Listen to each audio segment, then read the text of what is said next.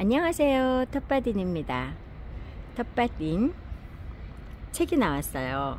내 삶의 감사일기. 저 혼자 쓴 책은 아니고요, 옴니버스 인생책 이야기로 50인이 함께 쓴 책입니다. 근데 이 감사일기를 읽으면서 정말 사소한 것에 감사할 줄 알게 되는구나, 이런 생각을 해보게 됩니다. 제가 쓴 글은 여러분이 저를 너무 잘 아시기 때문에 어떤 내용을 썼을 거다 미리 짐작도 할 수 있을 만큼 저는 단순한 사람입니다. 근데 이 책에 기록된 한 고등학생 이야기를 한번 해보려고 합니다. 옴니버스라 제가 이 책에 나오는 다른 사람은 읽어보지 못했죠, 당연히. 그래서 책을 받고 나서 읽어봤는데 이 고등학생 마음이, 책은 정말 이래서 꼭 필요하구나, 이런 생각도 하고, 우리가 흔히 지금 인터넷 매체 많이 떠돌아다니는 유튜브, 인스타, 페이스북, 틱톡 이런 것들을 보면서 우리도 잠시 어른으로서의 할 일은 해야 되겠구나, 이런 생각도 해보는 시간이었습니다. 함께 들어보시고 공감해 보시면 좋을 것 같아요. 제목은 엄마 아빠 고마워예요. 근데 이 학생 이야기 들어보시면서 여러분도 살아계시는 부모님께 전화 한번 해보시면 어떨까 생각해 봅니다. 엄마 아빠 고마워.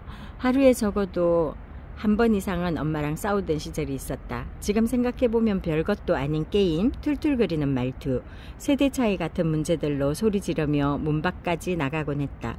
어느 날 또 엄마랑 한참을 싸우다 현관문 박차고 나와 편의점에서 라면을 먹고 있었다. 그리고 인스타그램이나 보면서 화를 삭히고 있던 도중 평소에 눈여겨보지 않았던 인스타그램 게시물들을 보게 됐다. 나와 비슷한 고등학생이 인터넷에 엄마가 핸드폰을 안 사줘서 싸운 이야기를 늘어놓으며 화풀이를 하고 있는 글이었다. 또래 학생들은 등달아 댓글에 가서 자기 부모님도 욕하고 있었지만 어른들이 쓴 답글은 좀 달랐다. 장난스럽기만 한 인터넷 세상이지만 다들 잊고 있었던 것이 떠오른 듯 진지한 분위기로 쓴 답글이었다. 학생, 나도 그럴 때가 있었어. 근데 지금 생각해보면 얼마나 후회스러운 줄 몰라. 항상 내가 엄마한테 화를 낼 때면 어머니는 너 내가 아니라 모르는 사람이나 선생님이었어도 그렇게 버릇없게 말할 거야? 라고 하시곤 했는데 지금 생각해보면 참 죄송해. 항상 내 편인 부모님에게는 감사하고 예의를 갖출 줄 몰랐어. 그랬던 내가 부끄럽기도 하고 그때로 돌아갈 수 있다면 꼭 감사하다고 전하고 싶어. 읽고 나서는 감정이 참 복잡했다. 조금 전까지만 해도 화나고 짜증만 가득했는데 너무 심하게 모르고 있었다는 생각이 들면서 후회했다. 바로 사과하고 잘 해드리기는 좀 부끄러워. 아무 말도 하지 못했지만 다음 날부터는 신경 써서 고맙다, 감사하다 라고 표현하려 했다. 근데 그렇다고 요즘은 안 싸우냐? 요즘도 줄긴 했지만 자주 싸우곤 한다. 그렇지만 달라진 점이라 하면 싸워도 바로바로 화해하고 금방 사이가 좋아진다. 사소한 것에 좀 더 감사하게 된 힘인 것 같다. 엄마 대신 설거지를 해보면 이렇게 귀찮은 걸 맨날 해주심에 감사한 마음이 들고, 세상의 이치와 사회를 알아갈수록 부모님이 나에게 주신 경제적 지원에도 감사를 느낀다. 처음엔 우연히 그 게시물을 보고 그때 당시의 상황을 해결하기 위해 잠깐 노력한 것이었지만 지금 감사함을 주제로 글을 쓰다 보니 부모님의 사랑과 감사함으로 여기까지 올 수 있었구나 하고 깨닫게 된다. 매일 저녁 맛있는 집밥을 먹을 수 있어서 매일 그 밥을 만들어주는 엄마에게 감사하다. 그리고 가끔 너무 많이 사와서 엄마랑 같이 투덜대기도 할 정도로 내가 좋아하는 과일이며 식재료를 매일 잔뜩 사오시는 아빠도 감사하다. 누군가에게는 이 글이 내 개인적인 가족 이야기만 줄줄 늘어놓는 진부한 글일 수도 있을 것이다. 살면서 감사했던 일이나 감사했던 사람 하나 생각나는 사람 있어? 라고 엄마가 물어봤을 때 내가 가장 좋아했던 선생님도 떠오르고 힘들 때 같이 있어 주었던 친구들도 생각났지만 결국 부모님에 대한 글을 작성해야겠다고 생각한 이유는 엄마 아빠는 가장 감사해야 할 사람임과 동시에 가장 감사하기 힘들고 그 은혜를 잊어버리기 쉬운 존재이기 때문이다. 비록 난 18세 고등학생의 엄마에게 때론 풀어놓게 굴 때도 있었고 아빠의 바람과는 달리 게임하던 철부지처럼 보일 수도 있다. 하지만 나는 감사할 줄 알기에 공부나 관계에 동기부여도 없고 나름 편안하고 좋은 가정생활을 하고 있다고 생각한다. 물론 막 무조건 부모에게 감사하라, 빨리 가서 감사하다고 말씀드려라 하는 건 아니고 그냥 내가 한참 부모님과 힘들 때 그 인스타그램 게시글에서 댓글을 달아준 한 어른처럼 작은 깨달음과 깊은 울림을 얻었던 그 당시처럼 내가 이 글을 쓰고 정리함으로 이 글을 읽게 될 누군가에게 전하고 싶다.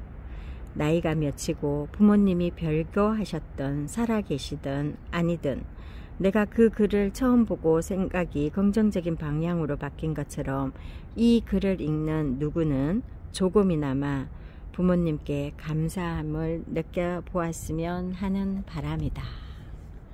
어떠세요, 여러분? 글이 주는 힘이 바로 이런 게 아닐까 생각해 봅니다. 이 학생이 글을 쓰면서 느꼈던 그 감정들이 훨씬 더 생각으로만 하고 있던 그 순간보다 절절하고 애절하고 저희에게 와닿는 게 공감할 수 있는 힘이 더 커지는 걸 느낄 수 있을 겁니다. 저도 글을 쓰면서 내가 머릿속으로만 나눔을 실천해야겠다 라고 생각했던 것들을 글을 쓰면서 좀 더 구체적으로 확신으로 다가올 수 있었어요. 갑자기 사정이 바뀌면서 제가 이루고자 하는 꿈은 한 발 뒤로 물러난 느낌도 없지 않아 있지만 저도 감사함을 많이 느낍니다. 모든 것에 감사할 줄 알게 되는 것 같아요. 정말 힘든 일을 겪었죠. 아시는 분들도 많으시겠지만 저한테는 정말 엄청난 큰 아픔이었어요. 지금 현재도 그게 진행형으로 남아 있기는 하지만 저한테 의지가 되고 힘이 되어주고 제가 어떤 어려움이 있어도 말하면 거기에 공감해주고 위로해주던 오빠였습니다. 그렇게 힘든 생활을 오랫동안 같이 했던 오빠에 대한 감사함, 오빠가 나에게 준 삶의 지혜 이런 것들을 다시 한번 글로 써보고 싶다는 생각도 하고 있습니다. 사람은 누구나 생각을 정리할 때 아니면 내 이야기를 말로 할 때보다는 그것을 글로 적어서 정리하다 보면 좀 더 깊고 체계적이고 그 이야기가 내 내면에서 정리되는 힘이 커지는 것 같습니다. 옆에 사람이 지나가고 있어서 조금 시끄러운 소리가 들어갔는 점 양해 부탁드립니다. 제가 이 책에서 제 글을 먼저 읽지 않고 이 학생의 글을 먼저 읽은 이유가 제가 이 감사일기 책을 함께 동참하게 된 동기이기도 하거든요. 그래서 여러분도 혹시 시간이 되신다면 이 책 구매하셔서 같이 읽어보시고 동기부여도 많이 받으시고 주변에 있는 내 자녀들 아니면 손주 손녀들에게도 많이 들려주시면 좋을 것 같은 학생의 사례이기 때문에 공유해 봤습니다. 여러분 긴 시간 함께 해주셔서 너무너무 감사하고 사랑합니다. 좋아요, 구독 부탁드립니다.